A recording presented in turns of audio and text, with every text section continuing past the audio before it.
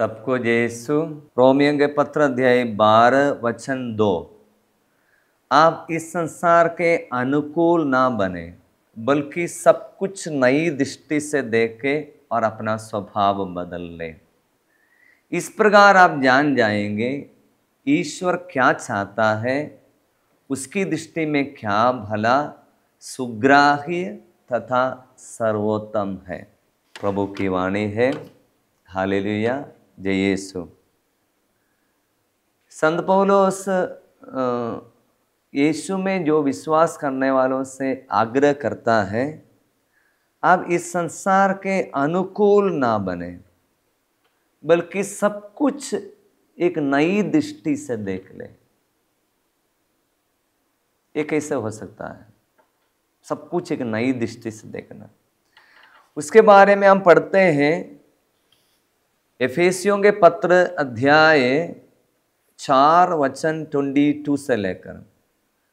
तो आप लोगों का अपना पहला आचरण और पुराना स्वभाव त्याग देना चाहिए, क्योंकि वह बहकाने वाले दुर्वासनाओं के कारण बिगड़ता जा रहा है। आप लोग पूर्ण रूप से नवीन आध्यात्मिक विचारधारा अपनाए और एक नवीन स्वभाव धारण करें, जिसकी सृष्टि ईश्वर के अनुसार हुई है और जो धार्मिकता तथा सच्ची पवित्रता में व्यक्त होता है। संत पौलुस बपतिस्मा स्वीकार किए हुए विश्वासियों से कहते हैं, जो यीशु में आया व्यक्ति, यीशु को जानने वाले व्यक्ति। पिछले एक वीडियो में मैंने बोला यीशु को जानने के बारे में बताया। यीशु को जानना मतलब यीशु का स्वभाव जानना, यीशु को मनोभाव जानना, ये सब हम समझने के लिए कोशिश की। आज संत पौलुस बताता, आप लोग पूर्ण रूप से एक नवीन आध्यात्मिक विचारधारा अपनाए। नवीन आध्यात्मिक विचारधारा। तो हम सबके जीवन में, विशेषकर भारत में रहने वाले हम सभी लोग, अधिकतर लोग विश्वासी हैं, ईश्वर भक्त हैं, ईश्वर पर श्रद्धा रखने वाले हैं, ईश्वर पर आस्था रखने वाले हैं। भारत में नास्तिक लोग कम हैं, जो लोग कहते हैं ईश्वर है ही नहीं। आप देखिए, हम लोग इन दिनों में कितने लोग अलग अलग धर्म के लोग विश्वास के लिए, कुछ लोग हम देखते हैं, कावड़ी लोगों को हम देखते हैं अपने अपने आस्था बनाए रखते हुए अपने विश्वास की ओर आगे बढ़ रहा है। और कभी हर धर्म में अपने विश्वास की, भारत में देखिए हमारी आस्था के कारण कितना दिन की छुट्टी है, बहुत सारे दिन की छुट्टी है अपने अपने धर्मावलंबियों के लिए। छुट्टी भी स्कूल की ओर से सब मिल रहा है, ताकि अपने अपने धर्म के, अपने आस्था को बनाए रखें। तो हम सबके लिए एक विचारधारा, आध्यात्मिक विचारधारा है। लेकिन यीशु में आने वाले व्यक्ति को संत पौलुस बताता, आप लोग पूर्ण रूप से एक नवीन आध्यात्मिक विचारधारा को अपनाना चाहिए। क्यों? कारण है ये, जो आप लोगों का पहला आचरण और पुराना स्वभाव त्याग देना चाहिए। यीशु में आने वाले व्यक्ति पुराना स्वभाव और पुराना स्वभाव त्याग देना चाहिए। कारण क्या है? हो सकता है वह बहकाने वाली दुर्वासनाओं के कारण बिगड़ता जा रहा है। जो पुराना जो आध्यात्मिक विचारधारा है, शायद उसी के द्वारा आपके जीवन में एक मुक्ति नहीं मिला होगा, शायद एक स्वतंत्रता नहीं मिला होगा।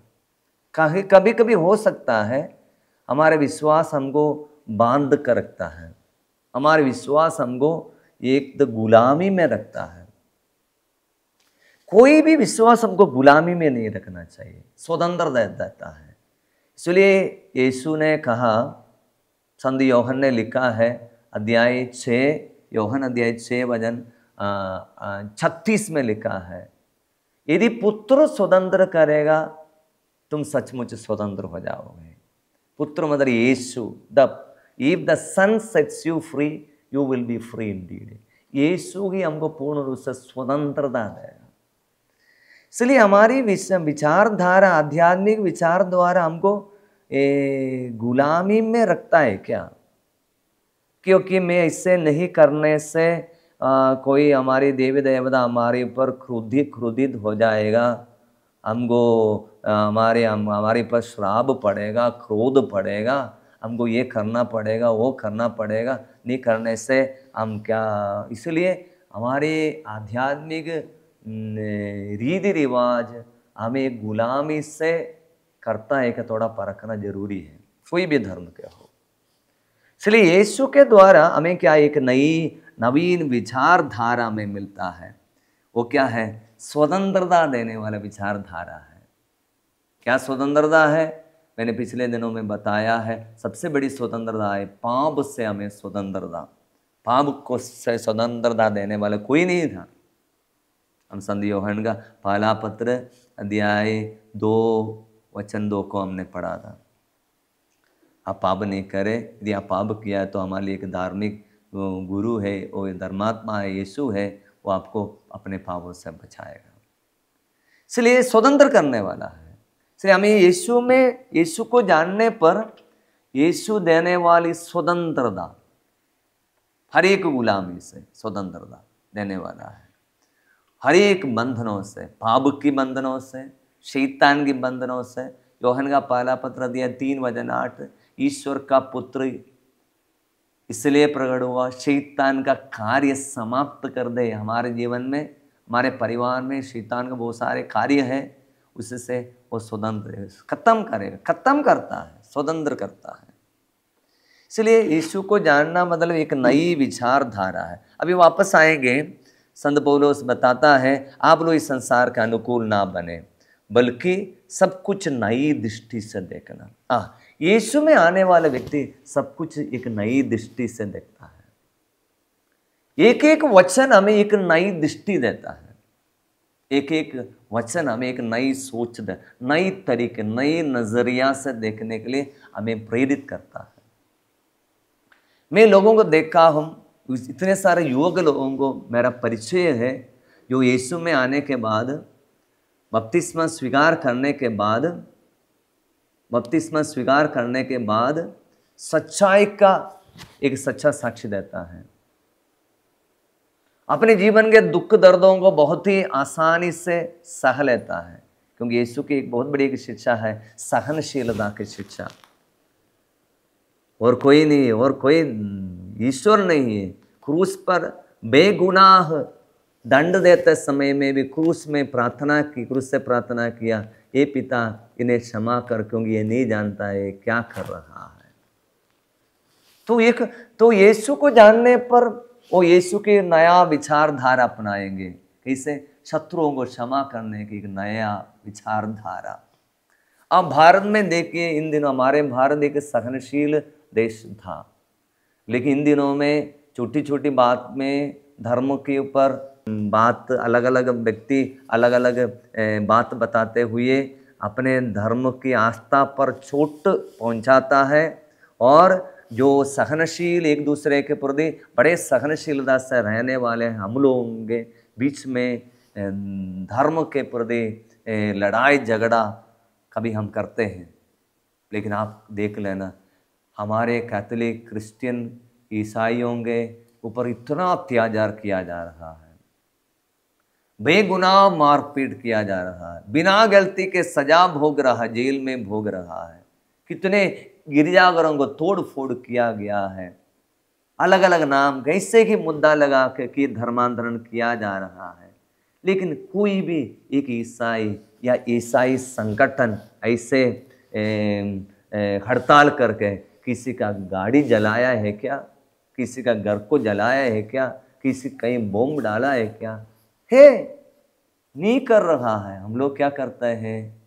यीशु का मनोभाव को अपनाकर, सहनशील बनकर, हाथ में रोसरी लेकर, नहीं तो मोमबत्ती को जुलूस करते हुए शांतपूर्ण तरीके से हम हमारे विरुद्ध जो होने वाले अत्याचार के विरुद्ध हम लोग रिएक्शन करते हैं। यीशु के मनोभाव को हम अपना रहा है। इसमें किसी को कोई डाउट है तो हमसे कॉन्टैक्ट करना। नहीं है, हम नहीं सिखाता। हम अपने विश्वासियों को कई बार भी ये सिखाता नहीं है। जो यीशु ने जो नहीं सिखाया हम नहीं सिखा रहा है। लड़ाई झगड़ा करो, मारपीट करो, ऐसे करो नहीं है। जो यीशु में आने वाले व्यक्ति एक नया स्वभाव अपनाएंगे, जो गुलाम बनाने वाला स्वभाव नहीं है। इसलिए आप लोग एक नवीन आध्यात्मिक विचारधारा अपनाएं, नवीन विचारधारा अपनाएं। वो यीशु में आने वाले, यीशु में बपतिस्मा स्वीकार किए, बिना बपतिस्मा स्वीकार करने पर भी यीशु में विश्वास करते हुए जीवन बिताने वाले बहुत सारे ख्रिस्त भक्त हैं। उनके ऊपर क्यों जलन करेगा? वो अपने जीवन में एक नई विचारधारा यदि वे अपनाए तो उनके ऊपर क्यों हम गुस्सा करेंगे? नहीं, उनको भी शायद मारेगा। सचमुच में यीशु का मनोभाव बनाया है तो वो रिएक्शन नहीं करेगा, क्योंकि यीशु का मनोभाव है। इसे ही प्रार्थना करेगा, ए पिता इन्हें क्षमा कर, क्योंकि नहीं जानता है। इसलिए यीशु में आने पर एक नया मनोभाव अपनाना है। आप इस संसार के अनुकूल ना बने। संसार के अनुकूल क्या है? संसार के अनुकूल है जब कोई मारता है तो थप्पड़ वापस मारो। इसलिए यीशु ने कहा यदि कोई दाएं गाल पर मारता है बाएं गाल दिखाओ। यीशु का मनोभाव है। सच में यीशु में विश्वास करने वाले तो ऐसे करेगा। ये संदेश मैं सबके लिए दे रहा हूँ, चाहे ईसाई भी हो, यदि वो अपने भाई और बहन कोई भी धर्म के है, अपना ही धर्म के होगा, उनके साथ लड़ाई झगड़ा के लिए, मारपीट के लिए उन्होंने इससे किया, बदले लेने की आदत कर रहा है, तो वो यीशु में विश्वास करता है, बोलता है, लेकिन सच्चा विश्वास नहीं, उनका विश्वास अधूरा है, यीशु का मनोभाव अपनाया नहीं। संत पौलुस बताता है आप इस संसार के अनुकूल ना बने। संसारिक शिक्षा नहीं है यीशु की शिक्षा, बिल्कुल ही अलग शिक्षा है। वो स्वर्गीय शिक्षा है, क्योंकि इस दुनिया में जगह बनाने के लिए यीशु थोड़ी आया, हम सबको अपने पास ले जाने के लिए, स्वर्ग में ले जाने के लिए, उनके समान वो आनंद उनका जीवन खत्म नहीं होता है। इसलिए लोगों ने उनको मारा, ये खत्म हो जाएगा सोचा, ये खत्म हो जाएगा सोचा, लेकिन उसको कोई खत्म भी नहीं कर पाया। मारने के बाद, क्रूस पर मारने के बाद में क्रूस से निकाल कर कब्र में रखकर दफना दिया, लेकिन तीसरे दिन जी उठा। ये शिक्षा यीशु दे रहा है, मुझे कोई मार नहीं सकता है, मेरा जीवन इस दुनिया में खत्म नहीं होने का है, अनंत जीवन का संदेश देने वाला है। इसलिए यीशु को सच्ची तरह से जानने वाले व्यक्ति यीशु को मनोभाव अपनाएंगे, यीशु का स्वभाव अपनाएंगे। वो मारपीट का बात तो नहीं है, एक नवीन विचारधारा, नवीन आध्यात्मिक विचारधारा। मैंने बोला ना, वो सारी आध्यात्मिक विचारधारा है, वो सारे फिलोसफी है, लेकिन यीशु में आने वाले व्यक्ति एक नवीन विचारधारा को अपनाएंगे। इसलिए मेरी बात सुनने वाले सभी धर्म के जो भी हो, यीशु में आने पर उनके अंदर में एक नवीन विचारधारा आएगा, वो यीशु का मनोभाव होगा। इसलिए संत पौलुस बताते हैं आप इस संसार का अनुकूल ना बने, बल्कि सब कुछ नई दृष्टि से देखें। कौन सी दृष्टि? यीशु की दृष्टि से देखें और अपना स्वभाव बदलेंगे। लाखों लोग सबूत है यीशु में आने के बाद अपना जीवन स्वभाव बदल गया है। इसी प्रकार अपना स्वभाव बदलने से हम ये जान जाएंगे ईश्वर क्या चाहता है, उसकी दृष्टि में क्या भला है, सुग्राह्य है, सर्वोत्तम है। यीशु के द्वारा हम जान पाएंगे कि सर्वोत्तम क्या है, ईश्वर की दृष्टि में क्या भला है। मतलब यीशु को जानना मतलब ईश्वर की दृष्टि में क्या भला है वो जानना है। संत पौलुस बताता, मैं अपना सुसमाचार थोड़ी प्रचार करता हूँ, कोई भी अपना प्रचार नहीं करते, यीशु का प्रचार करना है, ईश्वरीय ज्ञान का प्रचार करना है। इसलिए आज हम प्रभु से प्रार्थना करेंगे, हम यीशु को जानने के लिए जो परिश्रम करते हैं समय, यीशु को मनोभाव अपनाए। यीशु ने हमें जो सिखाया है, एक नवीन विचारधारा मेरे जीवन में, वचन बार बार सुनकर मेरे जीवन में एक नवीन विचारधारा मेरे मेरे जीवन में पनप रहा है क्या, हमें देखना है। मेरे जीवन में एक मसीह धीरे धीरे बढ़ रहा है क्या, मसीह यीशु मेरे जीवन में बढ़ रहा है क्या, ये परखने के लिए कोशिश करेंगे। तब यीशु ने जो कहा है वचन पूरा हो जाएगा। यीशु ने कहा था मैं संसार की ज्योति हूँ, और आगे कहा तुम संसार की ज्योति हो। तुम्हारे भले कार्यों को देखकर लोग स्वर्गीय पिता की महिमा करेंगे। आइए हम सबका एक नया विचारधारा आध्यात्मिक विचार द्वारा मिले, नए भले कार्य हम समाज में कर पाए, जिसके द्वारा बहुत सारे लोग यीशु को जानने वाले बन जाए। हम प्रार्थना करते हैं प्रभु क्रिस्त के द्वारा, आमीन। पिता, पुत्र और पवित्र आत्मा के नाम पर, आमीन। जय यीशु।